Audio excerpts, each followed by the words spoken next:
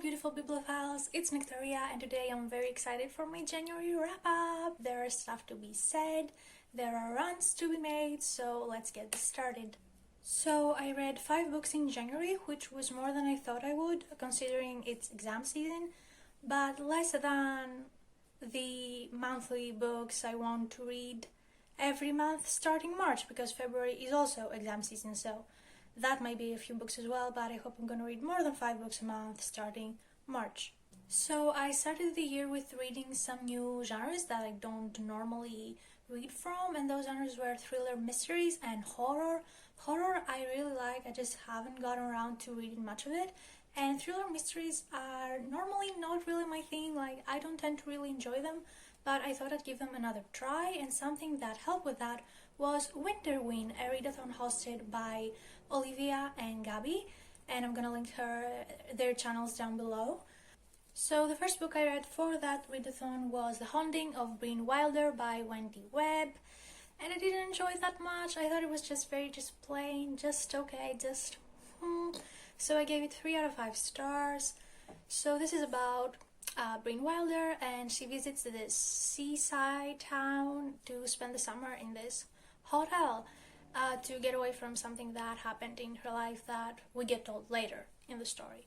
So the first half of this book was going really fast and it was very easy to read, and then the second half, considering how fast the first half was very slow, and I was like, what is going on here? Also, another thing that I really didn't like was the focus on the romance that this book have. I knew there was going to be romance, but not that much of it. And also the love interest. What was up with him? He was the classic tall, muscular, leather jacket guy, and like, can we stop seeing those kind of dudes as love interests? Because, I mean, body positivity is as important for men as it is for everyone else, and every male love interest ever is portrayed as this very muscular guy, and I'm just like, can we stop doing that? I mean, can we just start using men with bellies and loose arms as love interests? Because, like, we love a man with a belly, why don't we see more of them in books? So yeah, that quite got on my nerves, also because his muscles were mentioned more than they had to be mentioned. Like, were they very important to the plot? No, not at all, so why were they mentioned so much? I don't know, but it got on my nerves.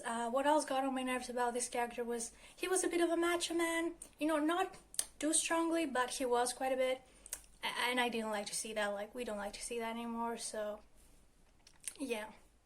Love interest and romance in general, not my thing. It was too much of it, you know. I wanted it to be more focused on the thriller aspect than the romance aspect, so I didn't get that. Also, the whole haunting, gossiping thing was very generic throughout the plot, and the ending did not give a very good explanation for it. Like, we had a very generic story being explained with a very generic just explanation in the end, so the ending didn't leave me satisfied. Like, I felt like it was a bit rushed and it wasn't explained quite well what the author wanted to do with it. And the second and last book I read for Winter Wind was One by One by Ruth Ware. It was my first Ruth Ware book, and I thought it was going to be my lowest rated book, but it ended up being my highest rated book, and like, that was a great surprise.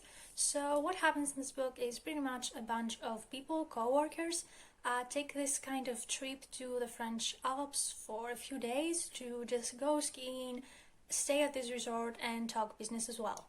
So at first I thought I was not gonna like this because A, a lot of people said it was predictable and they really didn't like it, and B, I did not like the fact that it was surrounding a business. Like, seriously, if you start talking to me about business, innovation, marketing, I'm legit gonna start sleeping, so don't do that. And in the end, I was glad this book didn't do that as well. Like, they were the creators of this app, and they were talking business a bit, but it didn't annoy me, and they weren't saying any big words I couldn't understand, so that was okay. But just for a second, can we talk about how useless that app was? Because, like, to me, that app was a very useless app. I don't get why it was such a popular app in the universe of the story. Like, it's pretty much this app Snoop, which works kind of like you connect it to your Spotify or wherever else you listen music from, and you can follow someone and listen to exactly what they're listening to at the time, and if they like post a song, it gets posted on you too, and if they just change the song in the middle to listen to something else, you just hear whatever they're hearing. And I was like, isn't that what the friends activity at the side of Spotify is for? Like, to just look at what your friends are listening? Like, anyways, and just listening to exactly what they're listening to sounds a bit creepy and stalkerish to me, so I was like, why is this so popular? But anyways, apart from that, I didn't have any problem with the whole business things being talked about in this book, which was a great surprise for me. And I pretty much enjoyed this book a lot. I gave it 4 stars. Yes, the murder was a bit predictable, but that didn't annoy me as a thriller mystery newbie. I didn't have that much of a problem with it because I was enjoying the plot a lot. Turns out I like this kind of stories that follow this and then there were none by Agatha Christie storyline, where there's a lot of them like stuck in a building, a house, a resort, anything, and then one by one they start to get murdered. That sounds like a book and movie plot that I enjoy. So that was good. I'm gonna try out more books with that kind of plot because I really enjoyed this one. The 3rd book I read this month I was also gonna read for the readathon, but I didn't have the time to, so I read it right after the readathon ended. And that book was The Night of the Mannequins by Stephen Graham Jones. And I wanted to enjoy this book so much because so many people that I watch and like I trust their bookish opinions gave this 5 stars. Like Kayla gave it 5 stars and Gabby gave it 5 stars. And I just didn't like it at all. I was like, how dumb is this? I mean, I am very, very generous, that's not a word, generous with the star ratings I give to books, but this one I had to rate 1 star. I never rate books 1 star, but this one I was just so frustrated by. Like, I had to give it that rating. So pretty much this is about this mannequin that comes to life, and obviously it's gonna start killing people, otherwise it wouldn't be horror. And I just feel like that plot was not executed that well. Like, it did not manage to scare me at all. I was just like reading it and I was like, yeah, so what? Like, give me something that actually scares me. And also, can we just talk? I'm not gonna give you any spoilers, but what was up with the protagonist? Like, what was up with him? I mean, I cannot even, like, that, those things that he was doing, and he was thinking that it was for the best, and he thought that he was gonna save his friends from the mannequin that way. How dumb was he? I mean, oh my god, I was so just frustrated by him, by his philosophy, by the way he was thinking of himself as a hero when he was ruining everything. Like, oh my god, I just really didn't like that book. I don't know what else to say. I want to read more books by this author. He has written a book, I think it's called The Only Good Indians, and that sounds very intriguing and I really want to read it. But The Night of the Mannequins, I just thought the way the premise was executed, like the plot in general, I just thought it was a very just senseless story. Like, I found nothing interesting and nothing well executed about it. So yeah, that was a big disappointment for me this month. So then I started reading The Wife Upstairs by Rachel Hawkins because it was the book for January for the book troop, the book club hosted by the amazing Gabby, and I was so glad she announced her own book club. So I thought I'd pick this book up for the book club, but I got 30 pages into it. It was just okay for me, but then I was like, look, you have limited time to read this month because of exams. Is this what you want to spend your time reading? And I was like, honestly, no. It wasn't about the specific book itself, it was that I just realized I don't like that much those kind of mystery thriller books, and I just would love to spend my limited time reading something I'm more likely going to enjoy. So anyways, I know that at the end of last December I was like, oh, in 2021 I want to read like from genres that I don't normally read. And yeah, I don't think I'm gonna go with that plan because I don't know. I mean, real life feels quite overwhelming right now. So I don't want my reading life to feel underwhelming. I want to read books I'm more likely to enjoy, so I'm still gonna try out new things, new elements, new tropes in the genres I already read, but I don't want to try out genres that I'm probably not going to like that much unless it's something very specific.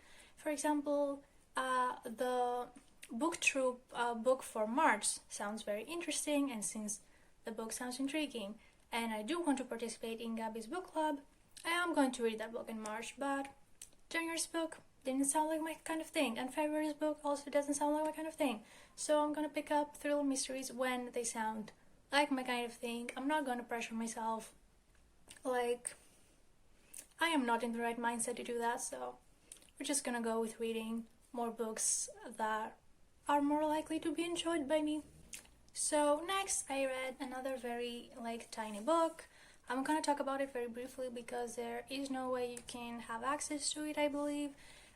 It was written by a local author here in my tiny Greek town, and it was about my old high school, which used to be an all-girls high school until the 70s or early 80s, I believe.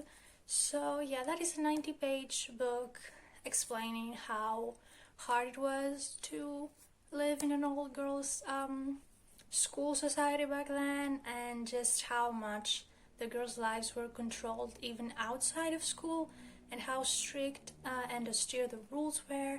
It has a lot of passages from the school record back then, and it showed just how easy it was to be expelled for going out. They had a curfew at 7:30. If you were a schoolgirl, you could not be out after 7:30. What was up with that? They couldn't go to the movies, they couldn't go to the theater because they were afraid they'd find a boyfriend, and God forbid they found a boyfriend because they weren't allowed to have a love life. So yeah, that was quite upsetting to read about how hard it was for those girls back then, but it was also very educational, and it's very special to read about something set in your own little town once in a while. So I really enjoyed this, and I want to read more books by this author soon. And then the final book I read this month was my favorite book that I read this month. I gave it the most honest 5 stars ever. It's a new favorite poet for me. It is a poetry book. It is just random selected poems by Fernando Pessoa.